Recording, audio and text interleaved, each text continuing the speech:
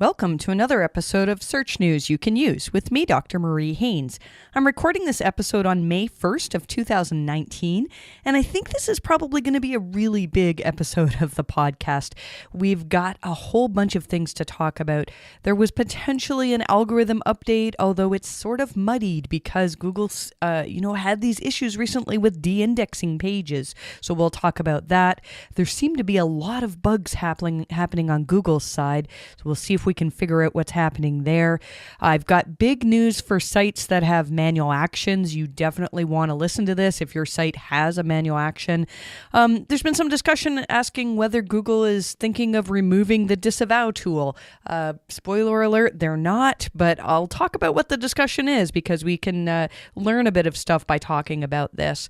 And then the other thing that we're going to talk about is whether Google is going to start charging small businesses for certain things that are currently free in Google My Business. This is a really, really big thing, and the SEO community, the local SEO community, has certainly been talking about this a lot. So let's jump right in. We will start with a potential algorithm update. So Barry Schwartz wrote about maybe something happening on April 26th of 2019, and I see some odd things happening in Google Analytics patterns for traffic for sites that we monitor. I gave an example in the newsletter of a site that started seeing a drop around the time where Google started dropping pages out of the index. So, we had just attributed that to pages being lost in the index. And this drop has not recovered. Now, apparently this de-indexing bug is fixed, and it seems like the drop just kind of got worse as of April 26th. This is a site that saw really, really big improvements just a few months ago. So, the drops that they're seeing, they're still dramatically up, and they're not too worried. But we have other clients as well that are seeing just slight changes on April 26th, and I can't really tie them together. At this point, I do think that somehow it's connected to the de-indexing bug. We had a client ask us, and this is a really good question, if, let's say, my site was linked to by a whole bunch of pages that were dropped out of Google's index, it kind of makes sense that my traffic is going to see a decline. If links matter and then Google drops those pages from the index. Now, with that said, I think most of the pages that were dropped from the index were sort of lower quality pages. But still, I think a lot of people's traffic is just going to be really, really messed up for the end of April. And it's not easy for us to see and kind of dig into this because often what we'll do is, we'll back stuff up that if we're not sure about what we're seeing in Google Analytics, we'll back it up with what we're seeing in Google Search Console, but Search Console is messed up as well. So I'm going to talk about that a little bit later in this podcast episode. So April 26th, I don't know yet whether I'm going to call this an algorithm update. I think probably it's not. I don't think we've really had any requests for sites that specifically saw big drops around that time. So if you saw drops, I would imagine that these are going to start to return. I could certainly be wrong on this, and definitely if I get more information on what's happening, I'll share that with you in newsletter and with upcoming podcast episodes. So there's another bug with Google indexing. I kind of feel like Google is doing something big with, do you remember when caffeine first came out? That was Google's attempt, Chrome became able to instantly show us results. It wasn't always that way. And, when caffeine came out, it was a whole change to the engine of Google. The way I understand it, it was like everything was just programmed to work differently. And I almost feel like at some point Google's going to come out and say, hey, by the way, we used to program everything in Python and we changed to something else. Or I feel like Google is making some massive changes in their structure, and it is causing things to break. So the latest bug, not even the latest, one of the more recent bugs is that there's something, I'll just read you the tweet that came from Google themselves. And this was tweeted on April 25th. Oh, that's actually really interesting. That was tweeted the day before the potential April 26th algorithm update that I thought might be related to this bug. So you know what? I think it probably is. Here's what Google tweeted. We're aware for some pages there's an issue where we may have selected an unrelated canonical URL. I'll just jump in here with my thoughts. So basically, for those of you who are new to SEO, the canonical means, if Google sees two pages that are essentially the same, they'll choose one as a canonical. But what they were doing was apparently just, canonicalizing a whole bunch of pages that shouldn't have been canonicalized. And so I'll go on to read from them. In turn, breadcrumb trails on mobile might reflect the unrelated URLs. In rare cases, it might prevent proper indexing. We've been fixing this and will update when resolved. So what they mean by this breadcrumb thing is that you'll see it in the search results. So you might see, if you do a search for Marie Haynes Consulting, you might see individual jump links to things like our services, our a better example would be an article. Like if we have an article on, I have an article on pure spam penalties, and there may be individual sections in that article that have jump links from the SERPs. Some of those individual sections, I believe Google has put, not in my case, but in other sites, the wrong links there. And I don't know if they're links to other people's sites. I kind of feel like they're not. The point that I'm trying to get at, though, is that this just messes up analysis. So if you're trying to do any sort of analysis on traffic patterns near the end of April and things just aren't lining up, it may possibly be a bug on Google's side. We don't have this in this week's newsletter because I only just a couple of hours came across this problem, but I'm having problems fetching and rendering pages in the new Search Console. The new live test, I'm finding almost every site that I'm testing either shows me pages that are missing CSS or completely blank pages. And we're trying to figure out, is this a problem because we were doing it to try to figure out why one of our clients' pages was no longer ranking. So I don't know what's happening on Google's side. So let's talk about another Google bug. And this is a really big deal for some sites. I'm going to talk about sites that have a manual action. So a manual action is essentially like a penalty. There's a little bit of difference. I mean, you can potentially get a manual action and not see a drop in traffic, but most of them do result in traffic drops. So if you're not sure if you have a manual action, you can go to the new Search Console, and in the left sidebar, you'll see manual actions. And so we are known for doing manual action work, and we almost always have some clients that we're working on manual actions for. It really slowed down for a few years, but Google has been starting to give out more of them now. So we have quite a few clients that we're working on manual actions for, and all but one of them have had their manual actions disappear. So for these clients, one of them was brand new to us, and as of just a few days ago, they received an email from Google saying they had an unnatural links manual action. Their manual actions viewer showed us the manual action. We can see it because we could see it was a partial manual action for unnatural links. And today, when you go into the manual actions viewer, it says no issues detected with a green check mark. And then we check this for a number of our other clients that we're working on manual actions for, and same thing, it says no issues detected. So I reached out to John Mueller, and initially he said, oh, that seems kind of weird. And he looked into one of the sites that I said, hey, this site just got their manual action, because manual actions can expire. If you have been working for a long time on a manual action and then it disappears, it may have just expired. And even if that happens, you still want to go ahead with the disavow work, because if Google's pointed out unnatural links, then you do not want their algorithms to be calculating these links as well. So, it's hard to say exactly what's happening here. John Mueller, I told him one of the sites that we were working on, gave him the URL, and he checked and he said this site does have a manual action on it. And so it's weird that the Search Console is not showing it. So I know this is really disappointing to some people. There are some of you out there that think that your Google penalty disappeared. I think that it probably will come back. Now, there's a theory that we have that's way out there, and I don't think that this is true, but it's fun to talk about, or maybe it's not. The theory is, there's been a little bit of discussion lately on whether Google's going to keep the disavow tool. And who knows, maybe Google has made it so that they are super comfortable with dealing with unnatural links algorithmically. And maybe they'll make it so that we don't need the disavow tool, we don't need manual actions. Google's just good at counting this stuff. I don't think that this is the case. Honestly, I think it's a bug. I think that that I've just checked just before recording podcast, and the manual actions are still not there. So we'll see if they come back. If you're a newsletter subscriber, I'm going to send you an email whenever the manual actions come back or whenever we find more information about this. So you can sign up for that at mariehaynes.com/newsletter. Let's see here. We'll move on.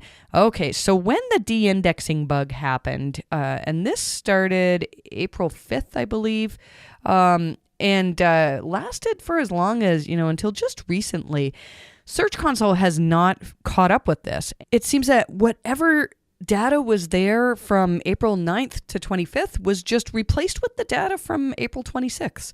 And so it's not accurate. It's basically the same, if you're looking at how many impressions a particular keyword had, whatever it had on April 26th, you're going to see that exact same thing from April 9th to 25th. I don't know if this is going to be fixed. I don't know if Google's lost this data, but again, something is breaking with Google. I want to go back to the discussion on the disavow tool. The reason why we're talking about this and whether Google was getting rid of it is because there was a Reddit thread. So John Mueller has been posting in Reddit quite a few times, and we can get really good information from his posts on there. And I think he asked for feedback. Somebody was asking why you can't reach the disavow tool from new Search Console. You couldn't reach it from old Search Console. Google has put it in its own place where you can only get to it if you know what you're doing. I mean, you can get to it by just searching for disavow tool, but they want to make sure that regular site owners who are not experienced in using the disavow tool have less opportunity to use it and mess up their sites if they don't know what they're doing. So some interpreted John's question on, what do you think we should do with it to mean that Google was considering getting rid of it. I really don't see that being the case. Even if there was a possibility that manual actions are going away, which again, I don't think is the case, we still would need the disavow tool because we have seen cases where algorithmically unnatural links can cause Google to look at your entire link profile with a level of distrust. And this, I thoroughly believe that this can impact rankings. I'm going to skip over a few things because I think that this is going to be way too long of an episode otherwise. If you want to get all of the information, this is episode number 80, I believe. Or is it 81? See here, 81, episode number 81. And you can find it at mariehaynes.com/newsletter. You'll see the most recent May 1st is this episode.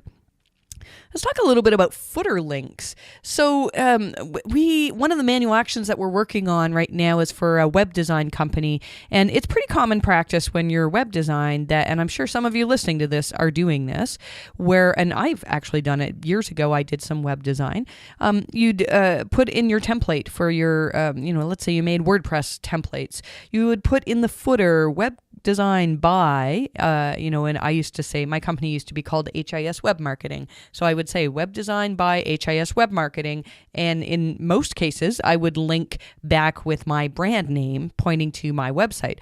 And technically, if you wanted to be completely within Google's guidelines, that should be a no-followed link. I have an article that I wrote several years ago that outlines everything that John Mueller had said and Google had said up to this point on what is and isn't acceptable on footer links. And you can find that. I've linked to it in the newsletter.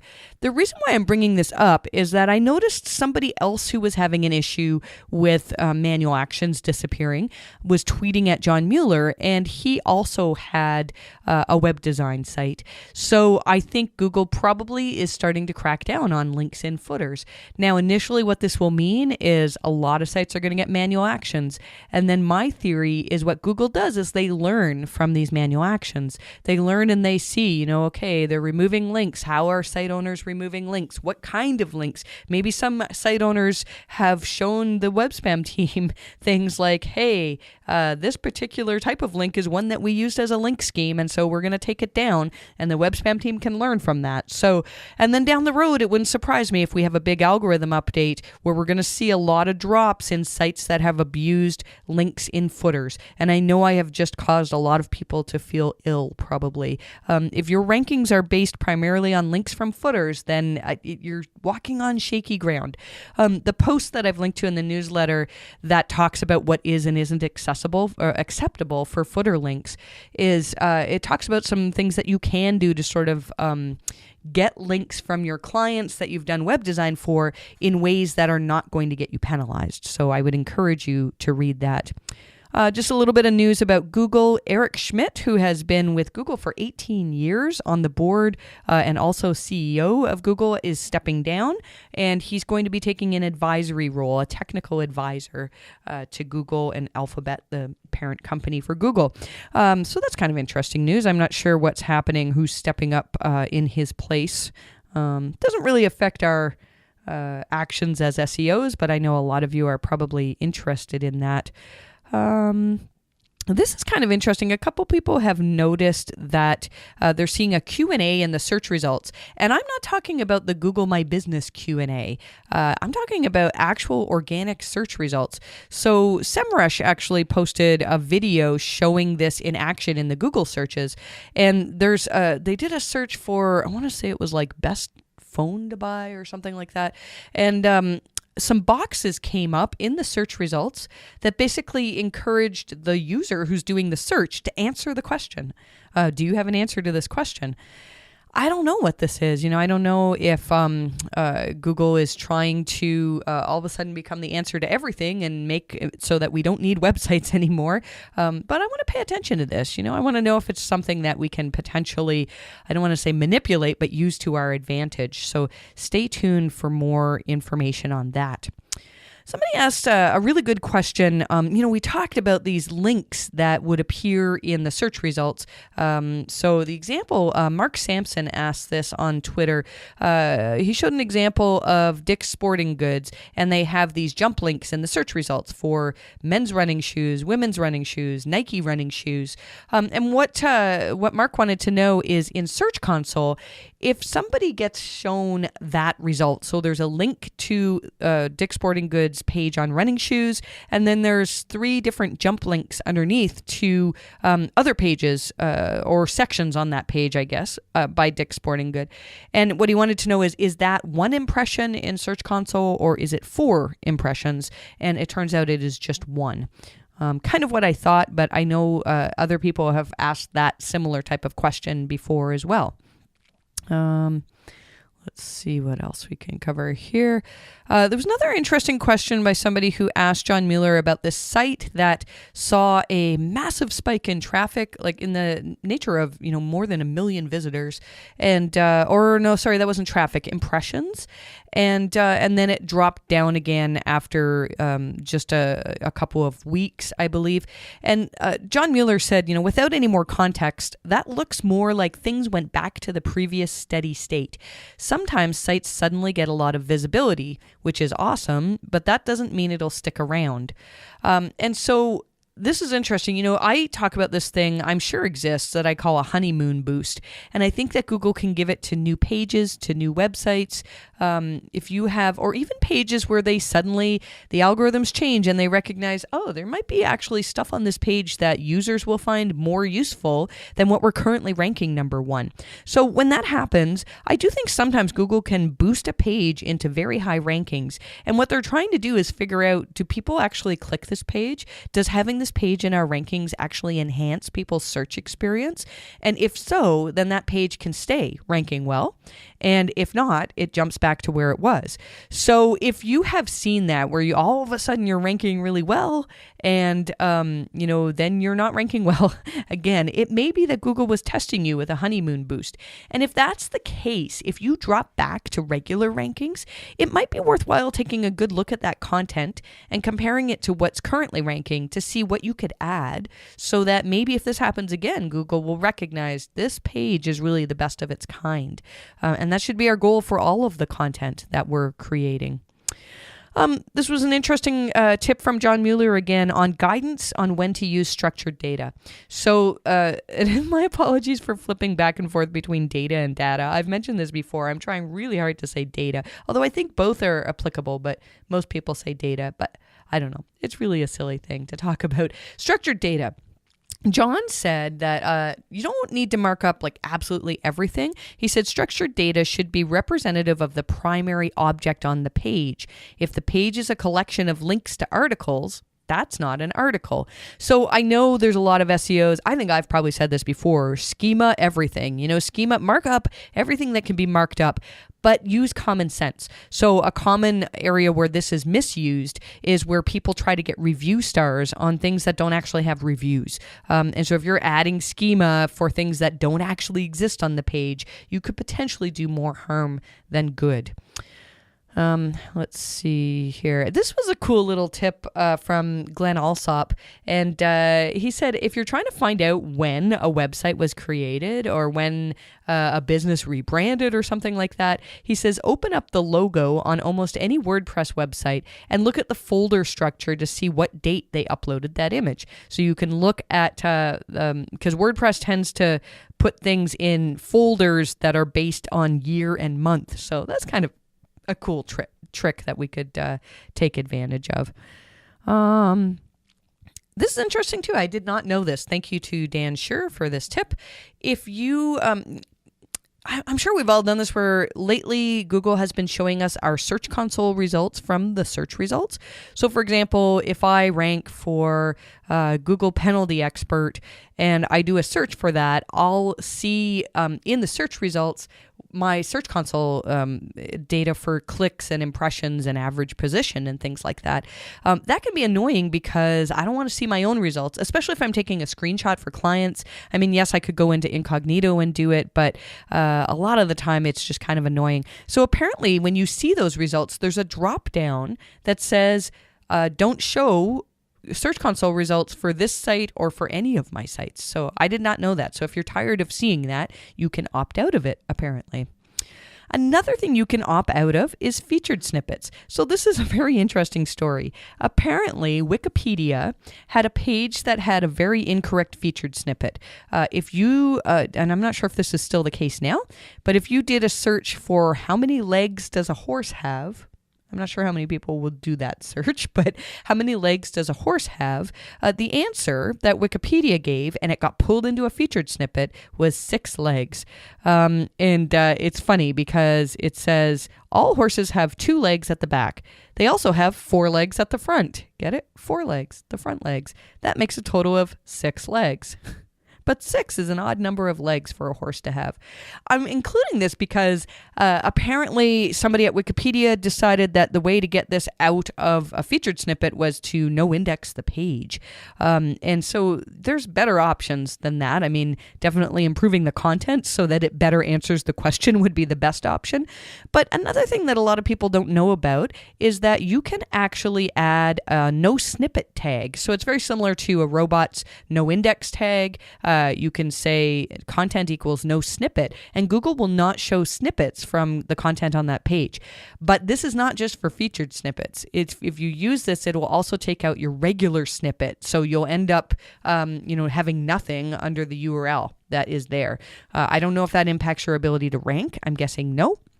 But I would use that with caution. I don't think I've ever used it practically in my career so far. Phil Wade gave us a very cool tip that if you are creating a Google Doc and then you want to create a PDF, you can take the URL of that Google Doc and replace /edit that's at the end of the URL with /PDF, and it'll just auto-create a PDF of the document. I did not know that, and we will definitely be using that. We tend to present our reports as PDFs, so that'll be a helpful thing for us to use. Somebody asked John Mueller about what Google thinks if 2 sites use the same checkout flow and site template. We see this all the time. We see sites that potentially have different divisions, and maybe, their baby clothes are on a different subdomain than their adult clothes. And if you go to buy something, you still check out on the adult clothes website. So this is okay provided that you're not doing it on a massive scale. So what, and Glenn Gabe pulled this out of one of John Mueller's help hangouts. He said, this is what John Mueller said: if two sites are sharing the same checkout flow and site template, that's fine from Google's end. But if you have many different sites, like 100 plus, using the same setup, then this can look like doorway pages or sites, and watch out. So I think, in most cases, if you've got a couple of sites that are closely related, you're not trying to do anything sketchy, trying to like manipulate your rankings. It makes more sense for your users for you to have separate sites, separate subdomains, and all ending up with the same flow for checkout. That's totally okay. Let's see what else here. Oh, this was another interesting and controversial thing. So this was a great article by Bill Hartzer. He was asking whether Firefox was blocking Google Analytics and other trackers. So Firefox came out with this announcement that they are now going to be blocking trackers by default. And so this is a bit of a concern, right? Because if you get people coming to your site from Firefox and you can't track them in Google Analytics, this is going to cause some problems. It turns out that this is only the case this is judged based on Bill's tests that he's done. This is only the case for people who are browsing in Firefox's incognito mode, which I believe is called private browsing window. A private window, that's what it is. And so if people are browsing your site from a private Firefox window, they may not register as visitors on Google Analytics. And for most of you, that's not a big deal. But I think some of you have sites that deal with adult issues and or things that other people would tend to search from incognito. Even things that are talking about health issues where people are embarrassed to search for that. You may find that those pages are seeing fewer visits, and that's probably because people are searching from private browsers. It'd be interesting to see. Actually, I should probably test whether Chrome Incognito causes that as well, or whether incognito searches trigger a Google Analytics visit as well. We'll have to play around with that and see what we can find out. Totally not an SEO news, but just a quick thing about Twitter. If you've ever tried to export your data from Twitter, they've apparently increased how much you can get. Somebody named Cabell tweeted that they exported their data a little while ago, and it was a 42 megabyte file. And today it was 3 gigabytes, JSON-based archive of everything: followers, direct messages, all of your media, your photos, and your videos. So if you have stuff that's on Twitter that, I think I'm probably just going to download this in case Twitter ever goes away. There's a lot of good stuff in there, so we'll probably do that. Let's see here. Going back to Q&A. So we talked about potentially Q&A in organic search results. Most of you know that there is Q&A also available in Google My Business results. Something that Colin Nielsen noted was that Google is starting to auto-suggest some answers when you start typing a question into Q&A. So this is interesting because it's important to know that, you can ask your own questions in Q&A. So if you know a lot of, if you want people to know that, hey, my business has this cool feature that people tend to be looking for in businesses like mine, then get some questions on your GMB Q&A about that feature.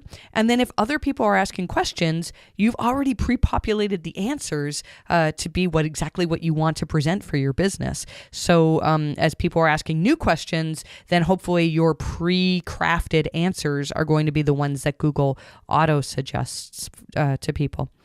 Let's talk about the potential for Google to be monetizing GMB.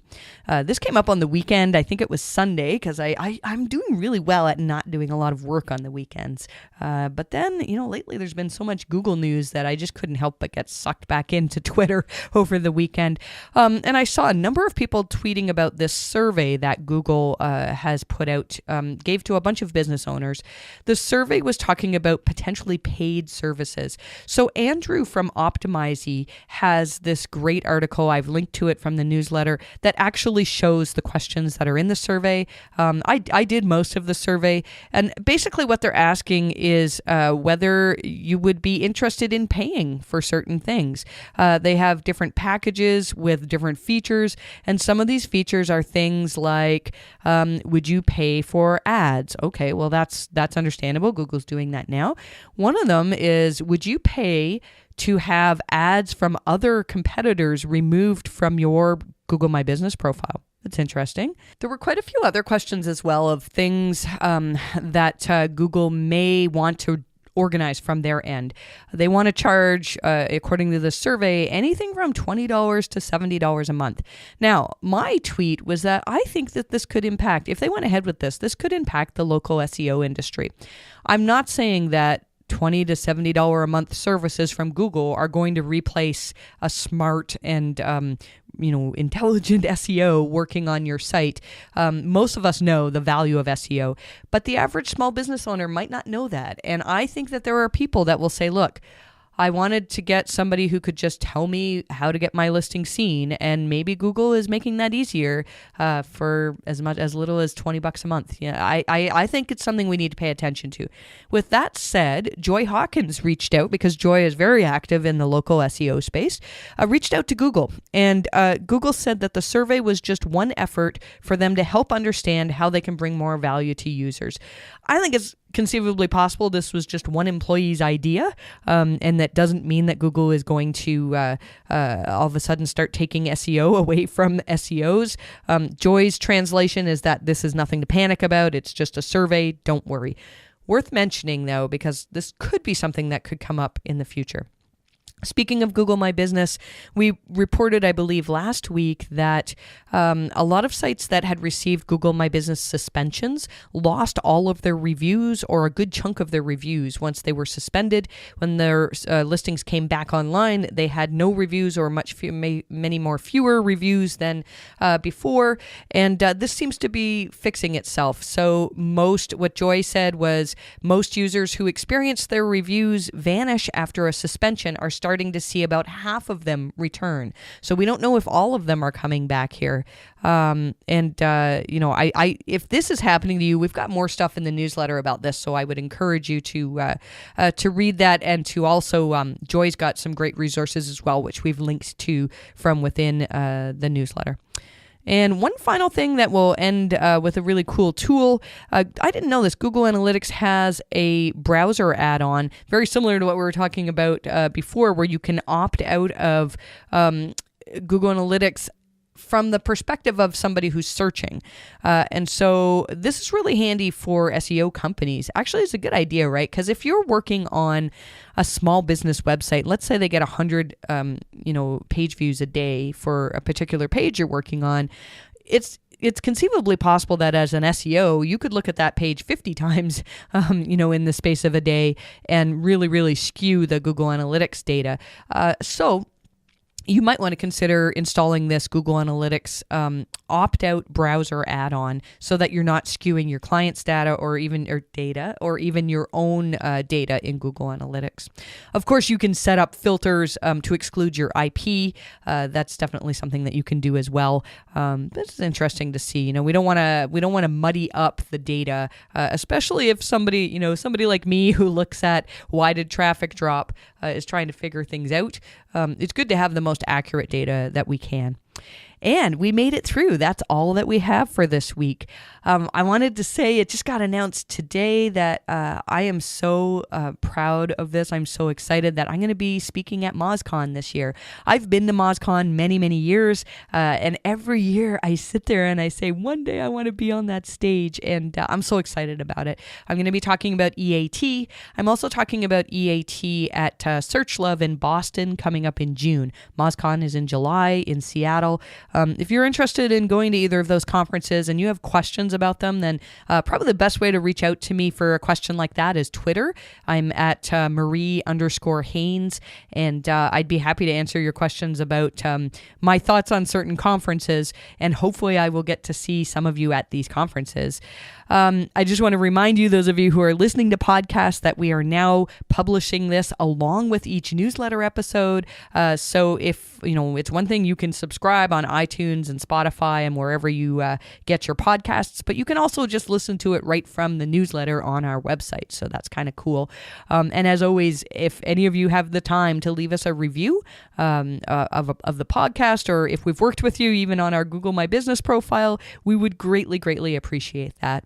So that's all that we have to talk about this week, which is a lot of stuff. I really hope that we don't have any more Google bugs. I hope things sort of get back to normal in a very, very quick time. But until then, I really wish you the best of luck with your rankings, and hopefully we will get to talk soon.